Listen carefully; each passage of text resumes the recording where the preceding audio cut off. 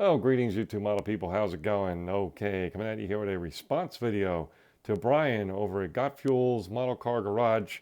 Had a great item he asked for the community to weigh in on, and quite a few have done that. So I thought I would throw my hat in the ring as well, which is kind of show your workbench, how you store things, how you display things, all those kind of ideas that you can pass along to people who are new to the hobby, people who are, basically don't have a lot of space to work with, and so on and so forth. So we're going to get right into it, and we're just going to start right here at something that you guys probably see a lot of in my opening shot of a video. Just talking video-wise, all I do is use my old iPhone SE. Go look back at how old that phone is. Basically, I bought this one back in 2013. Knock on wood, it's still going. So it's not a very good phone. It's not that very clear. I'm sure a lot better video in newer phones, of course, and all that good stuff. But it does the job, and we just use our little headphones to put the microphone closer to our mouth when talking, and that's all I do for video. Unfortunately for you guys, I don't get too fancy with it. We might do something more in the future, but right now we're gonna kind of keep doing that. So anyway, so usually you'll see this picture or this paint rack, so to speak. It is a truly a kind of a repurposed item, which is this rack was originally a spice rack. It was brown. I painted it, spray painted a neutral gray, and then the shelves are about this wide, so it accommodates pretty much 2 bottles of paint, whether it be Tamiya paint, Tester paint, or Model Master paints. It pretty much, as I said, is you can have 2 rows across. So yeah, we just have mostly enamel paints in this collection, and they're very easy to get to. Obviously, arm's length here for me, and it's really not even attached in any permanent way. It's actually standing up and leaning slightly back against this heavy tackle box that I don't use, and a piece of wood here in the front that keeps it kind of propped up from falling forward or backward. So far it's been here for a couple years and it's been doing great. Hasn't crashed yet. So and again, that's something maybe you can find anywhere at a garage sale or a flea market, or even whatever, a thrift store or something, an old spice rack, and basically repurpose it for your needs. So that's what we have there. If we go off to the side here, um, we have a little pad and paper and stuff like that to write some notes on if I want to. And then also I have a pair of the kind of crummy white gloves over there. I do have a brand new pair of white gloves in a cabinet in a plastic bag over here for when I want to handle stuff that is really clean. But this is just for general handling sometimes. And a little cup here with assortment of pens to write with, of course. Some of them I got at model shows, some are just regular pens. For some reason, I kept I think for good reason, as these 3 brushes that are sticking out here are my kind of my creme de la creme of brushes. They're Series 7 Winsor & Newton brushes, which if you ever looked at those, they're basically, I think this one brush here, the biggest one, is $30 just for the one brush, and the others are like $20, $25 each. And I guess I keep them over here to keep them far away from the general use brushes, because these are obviously fine brushes, high quality stuff. You wouldn't want to use for anything but special stuff. Basically figure painting is what I would use those for, for bigger figure subjects. This little, Sunday through Saturday thing, I got a couple of miscellaneous little pieces in there, but really I don't use that. It's just sort of sitting back there. There's a file here, a pretty large file if I want to use that. I have dangling off the file a paper mask that I wear definitely when I'm working with resin, definitely wear when I'm sanding and working with putty, stuff like that. Stuff that's fine, particles through the air. I don't want to get into my lungs or breathing in, so we wear that mask. Same kind of idea with this little brush, scouring brush, used mostly for kitchens and stuff like that. But it has little bristles, as you can see, and it's good to get in little nooks and crannies if you want to clean them out, like panel lines and stuff like that. If you've been sanding, it works pretty nice for that. Moving forward a little bit of assortment of different grits of flat sandpaper. Basically, I'm not a big tools guy. Believe it or not, this is pretty much all my tools for the most part that I have. I may end up getting one of those, the cordless, I guess you could say. Quite a few people have them. This orange colored, what is a motor tool, or I might might get one of those here in the near future. But other than that, yeah, I'm not a big tools person. So we have a couple different items, some files and things. This here is a X-Acto blade that's well protected and only used for fine cut work. The occasional bare metal foil, or more commonly like masking. When I want a sharp edge that I have to cut, I'll use this. And quite the opposite, sitting next to it is an old X-Acto blade I've had for a long, long time. And that's a workhorse blade, where I use that for all the nasty stuff that I want to do work with, and that kind of thing. And here's some basically pinch plier type holders and stuff. These are excellent grabbers and tweezers and such, different ones. This is my best pair of tweezers. Very heavy, but they're very sharp point on the end, so it really grabs stuff nicely. Decals or bare metal foil, that kind of thing. Sanding sticks, all kinds of different sanding sticks, different sizes, different grits. Even a round one here where you can get into little corners and stuff. Sanding stick. Here's my main hobby blade that actually needs to be replaced. I need to get a new blade in there. It's really seen better days. And one item you definitely have to get if you're getting into this hobby. I never had it I didn't have one of these for a long time, believe it or not. But once I did, I fell immediately in love with sprue cutters. And don't be cheap on them. Get a good pair. This one, I think these cost me $15, which really isn't much. But really, that is just a world of difference when you use sprue cutters to cut parts off sprues and that kind of thing. Definitely needs replacing, but this is just the lid of a coffee ground can. Yes, I don't use pods. I still use good old ground coffee in a can. And I keep these lids and then wash them off pretty much in the sink, and then use them as little paint palettes, or for glue, or for washes or whatever. Same thing you're going to see. I got a ton of bottle caps of all different kinds, all plastic ones of all different kinds. These are off probably milk jugs or whatever. They're pretty big. But this desperately needs replacing. I'm not sure why I let it sit this long, but it's, I use this for Freddy Krueger. I used it for some of the builds I'm working on now, so it's getting a lot of work, along with all these little water bottle caps. Or, again, I save pretty much almost every one that I ever use and keep them in a big stash. I'll show you later. But yeah, that's what those are for. Even glue or paint or, putty I put in there, you name it, you can put it in there. I even put tiny, tiny decals. I put a little bit of water and then put a little decal in there. So that kind of thing. Moving over to the side, we have a little plastic cups here, basically like Dixie cup. And I use these little sticks that you can find these at Michael's, or I actually bought these at Hobby Lobby, and I use them mostly to stir paint with, or large areas where I want to put glue. I'll use that for that as well. But yeah, we have a whole bunch of these. I'll show you in a minute where the rest of them are. Here's some just general cotton swabs. Here are the more fancy and sharp-edged cotton swabs. I have a few different varieties. I'm a little light, and these areas need to be kind of restocked. We have flat toothpicks over here. We have round toothpicks over there. Here's my good little stash of plastic caps again that I have at the ready. I use them quite a bit. Just some various paints I've been working with lately. Again, the bench is quite a bit of mess right now. Here in the front, is this area which I love, and I highly recommend that too to the new person, or people just getting in the hobby, is these blue shop towels. They go a long way, and I don't even know how many uses for them in a model shop. You can, all kinds of things. But I kind of created a little placemat. Again, this definitely needs to be replaced with a cleaner one. But yeah, I tape down the edges, and again, I use it sort of my defined workspace, which isn't very big, but it's been doing me well for quite some time. I keep my little stash of cups over here. Some are in use, as you can see. Here's some of my Tamiya tape. I strongly believe in having a good masking tape to mask things off. So these are all three of them are different widths of Tamiya tape. I keep my thinner for, mostly enamels, obviously, use. And I keep it in a glass jar here. I have several of these jars. I get them again at like Hobby Lobby. They sell them like 3 in a pack for a couple bucks. It's not very expensive.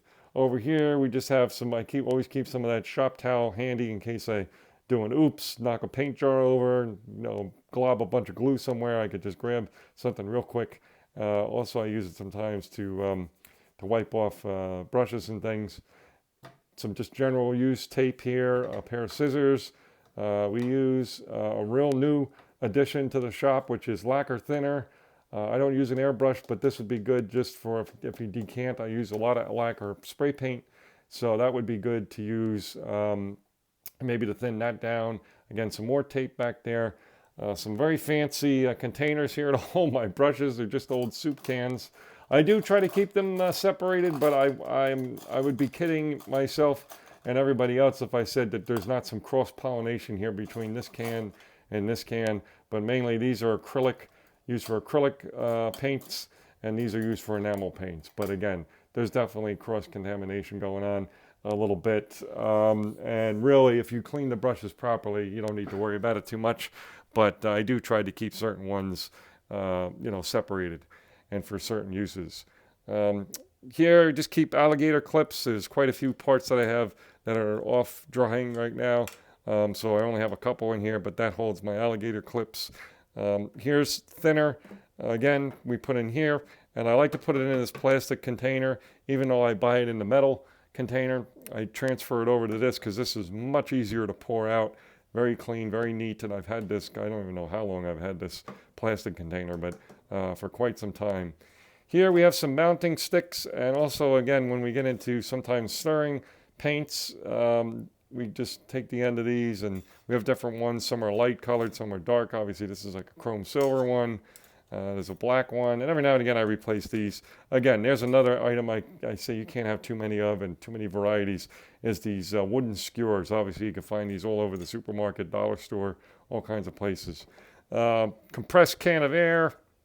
Here, always have one. We have some window washer fluid. This is really needing to be, I need to get a new one. But this was dollar store stuff, simple enough. That definitely would recommend if you're a little bit on a budget, to go aisle by aisle in a dollar store. You'll find a lot of neat stuff you can pick up on the cheap for hobby stuff, right? So whether it be containers or brushes or fluid or whatever. These are washes back here. Also some what I call clean thinner. These are these testers thinner. And I don't put that in with the dirty stuff over here. It stays completely clean in case I need to wipe something off that's really clean, so to speak. Pens, Molotov pens. I have some black fine tip pens in here you can do panel line work with. A couple of pencils also in there, colored pencils. Here's just a array of brushes that are kind of new and off to the side for uses at some point. Above my bench, we have some very, very affordable shelves. I've had these for years. Basically, it's MDF wood. It was bought in IKEA, and you just basically have the two brackets per shelf, and you just, bolt them into the wall. And obviously, I have a lot of completed builds up here, and I have my IPMS National pins that I collect up here, and a couple assortment of other things, my shop cards hanging up here, and all that good stuff. Even my early bird pass from this year at Acme.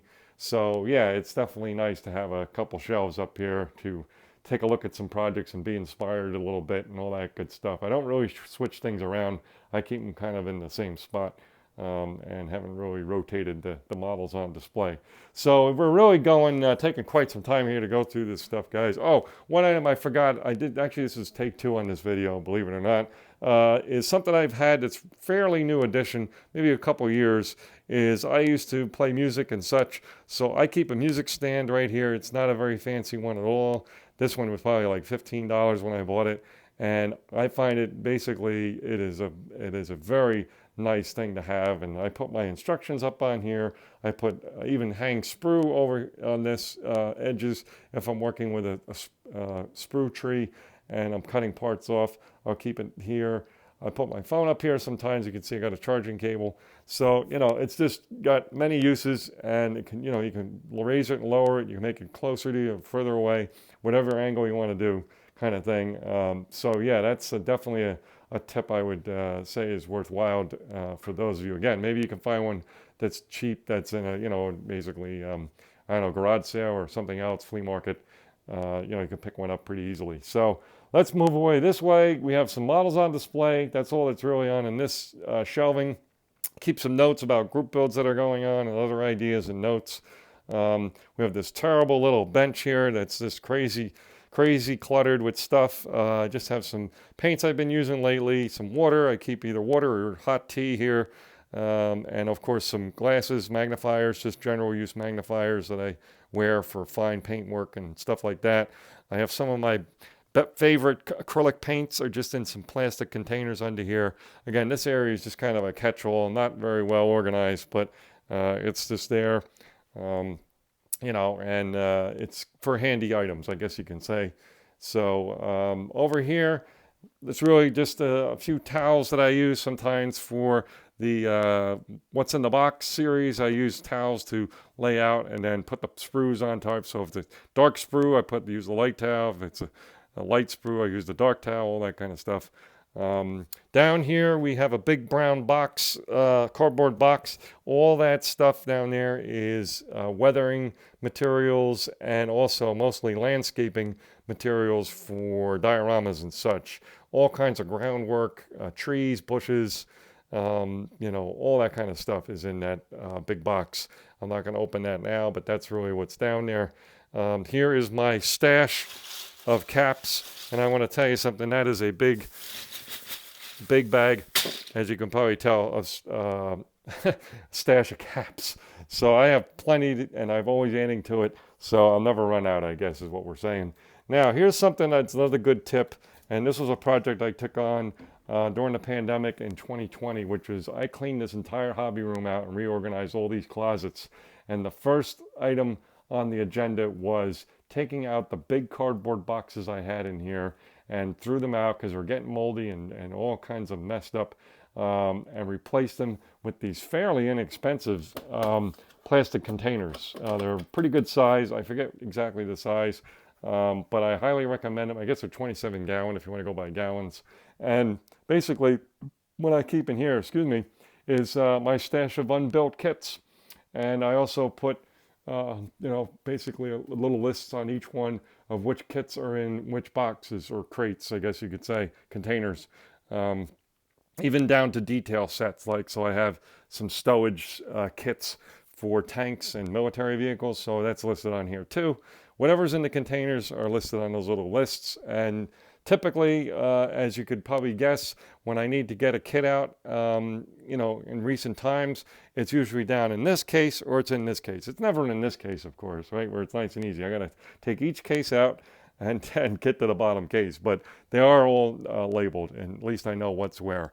And these are same type of thing, stashes in these cases.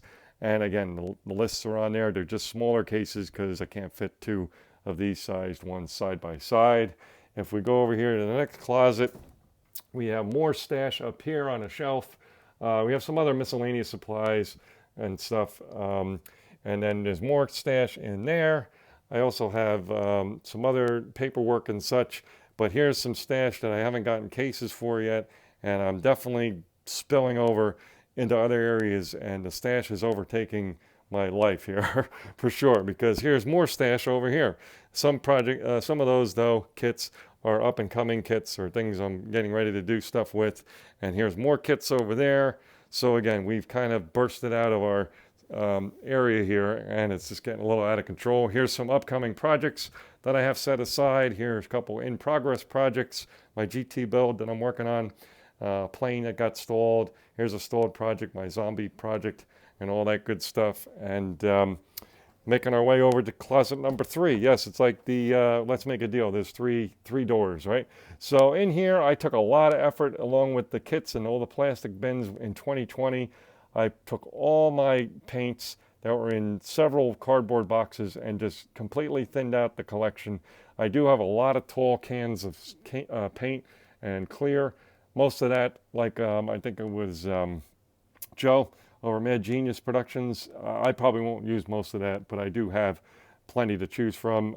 Here's some Gorilla Glue spray adhesive that's good for diorama stuff. Here's some wood stain spray, which I tried. I didn't really like very much for a base, display base. But yeah, even though there's a lot of cans and looks a bit messy at this point, it is organized. These are all Tamiya lacquers in this box.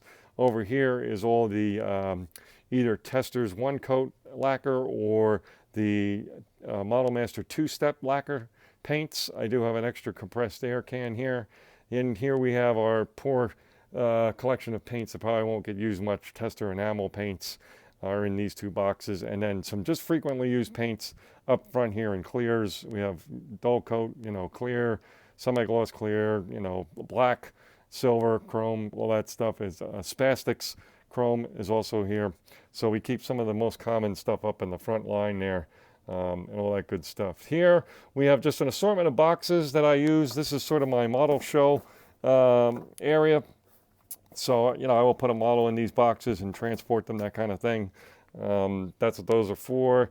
In this box here, we have our decal stash, all nice and flat and neat. Also, there's a lot of paperwork in there from model shows and, magazines and things that I kept. Articles and stuff like that I like to hold on to. Down here in this bin is a very unorganized heap of plastic parts and extra parts. That's my, I guess you could say, extra parts stash. Just a big heap of stuff, really. No organization at all. But I have anything from full engines in there to tires, wheels, exhaust systems, whatever it is. Even a couple car bodies are kicking around in there. So again, it's all kinds of items. Back here we just had a couple big kits that wouldn't fit into the other areas that are plastic wrapped in clear plastic garbage bags. Again, these are huge boxes, so I just keep them sort of stashed in the back there. Now we're going to just go two more things we're going to take a look at here. One is this rack. My neighbor was getting rid of this. I saw, basically he was sending it out to the garbage. I said, I really could use something like that. It's tall. It's got a lot of shelves on here, and or not shelves, but a lot of areas you can display. So I said, you mind if I take it? And he goes, not at all. He goes, I'm just throwing it out. So what's cool is I was able to find these cardboard little cutouts that are actually from Hobby Lobby, and these are for cakes and baking. So you would put your cake on there and then be able to move it around and such. And they actually fit these shelves absolutely perfectly. So definitely worked out very cool and all that. So we keep some finished builds on here for sure. And again, it doesn't take up a lot of room. IKEA has these kind of shelves, I think. So, maybe they probably obviously would cost a few bucks, but I don't think they'd be incredibly expensive. And it doesn't take up a lot of room. That's what I like about it, basically. So if we just sneak by here, we'll show you one last sad thing. We're talking about stash and the fact we've kind of outgrown everything. Well, yeah, no surprise here, folks. Here's some more stash. Here in my big closet here that I have, coat closet in the foyer hallway. Yeah, these are a lot of the big kits, truck kits and such. But yeah, it's a problem. We definitely have more kits than we have room to put them. So one last thing we're going to show you is I have this old bureau. I could say it's old. You don't even have to try to convince you on this one. Just look at these label or stickers that my brother, he had this when he was a young boy and early teen, I guess tween. Here's Jaws 2 stickers. Here's Grease stickers that he's had on here. He's been on here is when these movies first came out. So do the math on that one. But yeah, I keep a lot of stuff in these drawers. It's been, so if you can have an old dresser drawers or something you can hold on to, that's great. Here's a lot of these coffee can lids and even pickle jar lids that I use for that paint palette. Again, here's a bunch of them that I have, and I keep adding to the stash. You just have some miscellaneous things in here. Some pins I have in there. Straight pins come in handy sometimes. Here's all my toothpicks and alligator clips. And here's those sticks that I was talking about that you can get. Microfiber towels, some nice clean ones. Got some molding clay over there. Sometimes that's handy for doing different things. I'm not going to go through every drawer. Here's my paint mask. Very critical item to have. Again, if you're a new person to the hobby, these aren't the cheapest thing in the world, but they're the most critical thing you can do to save, your lungs, save, whatever, keep yourself healthy, because this stuff we use is nasty stuff. So yeah, definitely get a good pair of, or get a good filter for yourself. And again, just some other miscellaneous things in here, extra Dixie cups and that kind of thing. So that's it, folks. Sorry we kind of raced through here. Sorry this is a really long video, but we just wanted to give you a full tour and hopefully some ideas, hopefully some inspiration, and hopefully you guys can inspire me to get this thing better in order because I could certainly use some tips. So if you see something here I should kind of maybe change around, please comment below. I would love it. So that's all, folks. All right, cheers.